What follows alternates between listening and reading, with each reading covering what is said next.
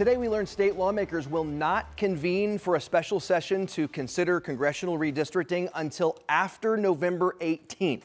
That's a critical date. I'll explain. So what we learned is the Senate president said lawmakers will be called back to the State House the first 2 weeks in December to hold this session. And here's why. Organization Day is on November 18th. That's the official start of the 2026 legislative session. So by holding this session in December, just ahead of the regular session, it avoids any additional costs. Otherwise, they would have had to come back early, which would have cost even more.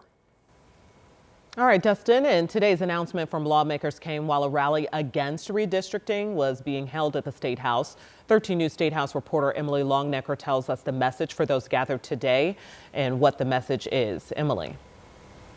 Well, the rally was organized by the Indiana Black Legislative Caucus, and the messages coming out of here today were for a couple different audiences. The first audience, Hoosier voters. Rally speakers told them to stay engaged and call their lawmakers to let them know that they opposed redistricting.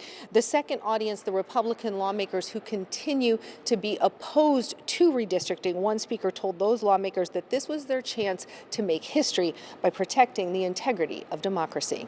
During the rally, news broke from Republican leadership in both chambers that the first 2 weeks of December would be when lawmakers dealt with what they called sensitive legislative actions.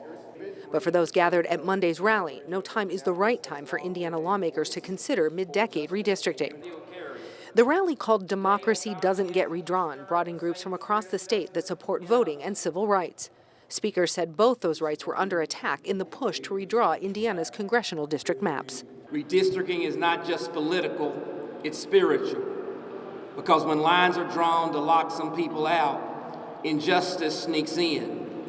When communities are split to weaken their power, democracy begins to crumble.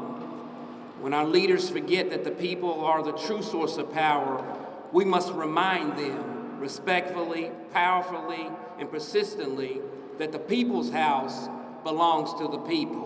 Coming up tonight, we'll hear more from some of the rally speakers and why they say this is just the beginning in their fight against this. At the Indiana Statehouse, Emily Longnecker, 13 News.